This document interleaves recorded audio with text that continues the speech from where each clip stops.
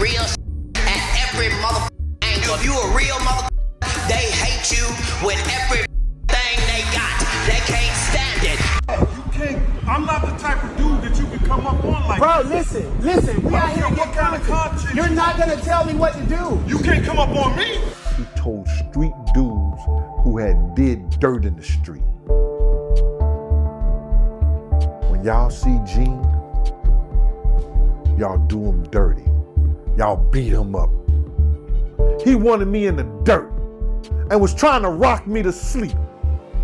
He knew where I was at, that this dude wanted me dead way before I came to YouTube. That goes to show you what kind of dude this is.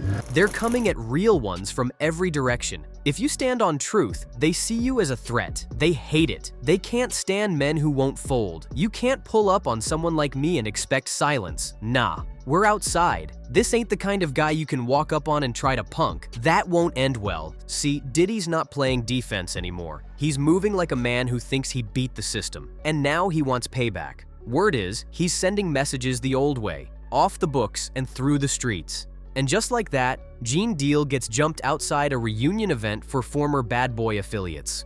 3 masked men out of nowhere. This wasn't random. This was a message.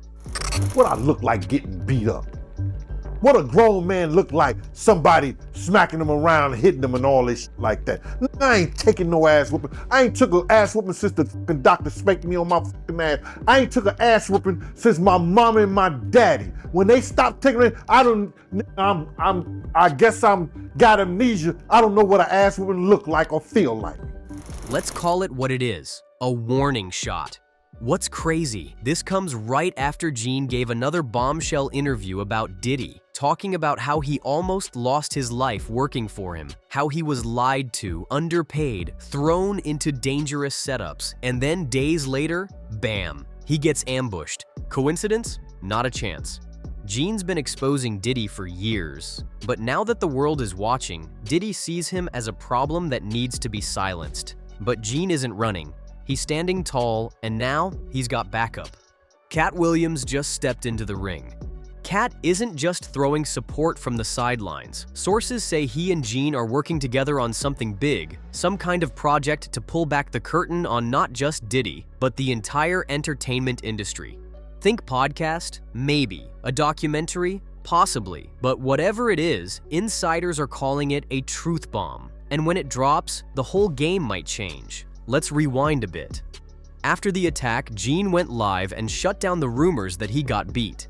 He made it real clear, he's not someone who gets folded. "What I look like getting beat up," he said. "I haven't taken a beating since the doctor slapped me at birth." He's not afraid, and he says he's not surprised either. Gene says Diddy has wanted him dead long before YouTube. This goes back decades. Private meetings, street-level whispers. Gene said Diddy didn't warn law enforcement. He went to people with bodies on their records, told them, "When you see Gene, do him dirty." That's not beef, that's a setup. And for those calling Gene a clout chaser, check the timestamps. He was calling this stuff out years before Cassie filed her lawsuit, long before Diddy faced RICO charges. Gene was uploading videos from his kitchen, dropping names, spilling truths, and nobody listened.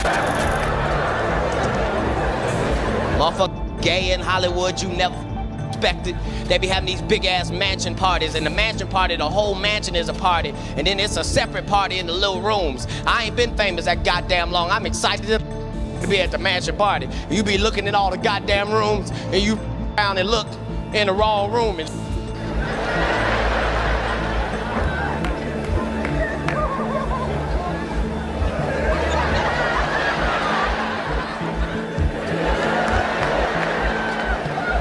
Nick, come here, come here. Is that two kissing? Because here's the whole thing. You gonna charge me with child endangerment? After I adopted 7 children and had them for 14 years in this state? Really? You coming after my kids now? Because it was already a witch hunt.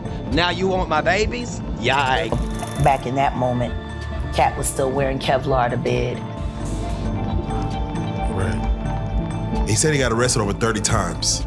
No convictions. I'm getting close. Go ahead. But it's been about 30 for him. It's been 8 for me. Yes. He beat felony, I beat felony. Now, everyone's tuned in, and Diddy feels the pressure. He beat the case, but lost control of the narrative. Gene's platform blew up. Now he's the go-to source for everything the mainstream media won't touch, and Diddy hates that. There are even whispers that Diddy has a list, a literal revenge list, of people he wants handled the moment he walks free. If that's true, Gene is near the top. The streets know it, the internet knows it, even Diddy's old allies know it, and the energy has shifted.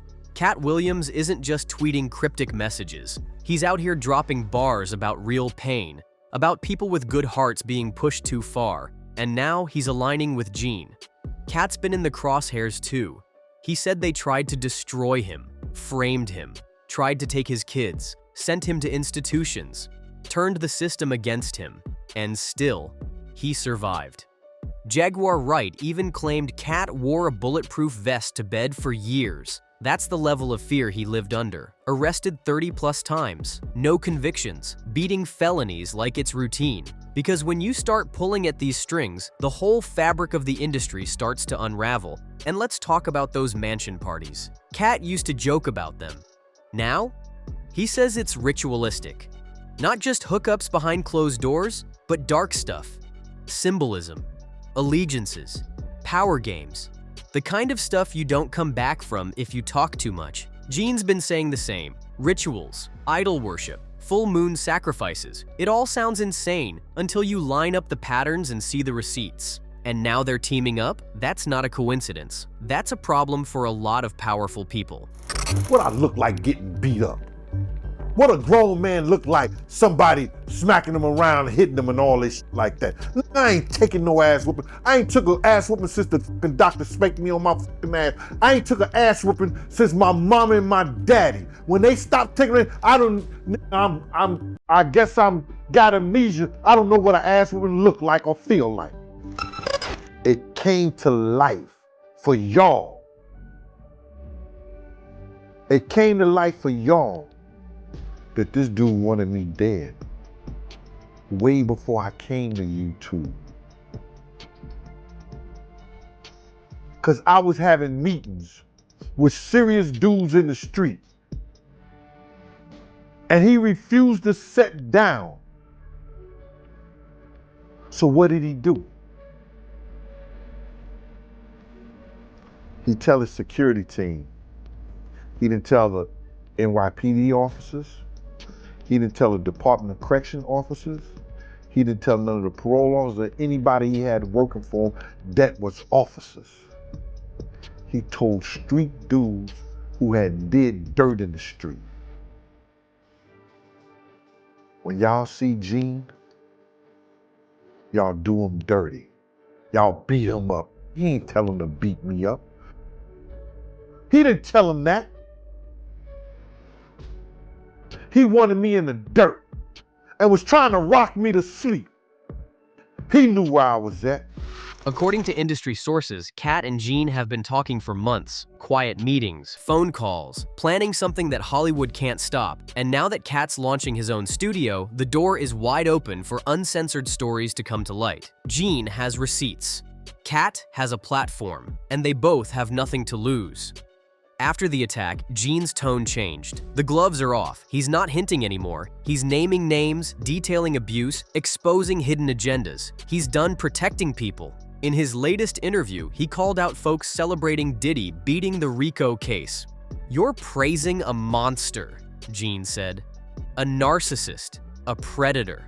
Somebody who degraded women and forced people into sick situations." About people wearing dresses. No, it's not. That is a weird thing. It's not like that. Look at it from a different way. Look at it. Show me one person that ever wore a dress in Hollywood unsuccessfully. That's how you understand what a ritual is. So 20 years ago, I knew that transgenders was going to be a thing. It wasn't because I was a prophet. It's just I had gotten so much information that I understood that things are secular. So I understood that the earliest I had seen that word transgender was Baphomet, the transgender. And so I knew that in the ritual of Baphomet, the transgender, to show allegiance to him, you had to kiss his ring.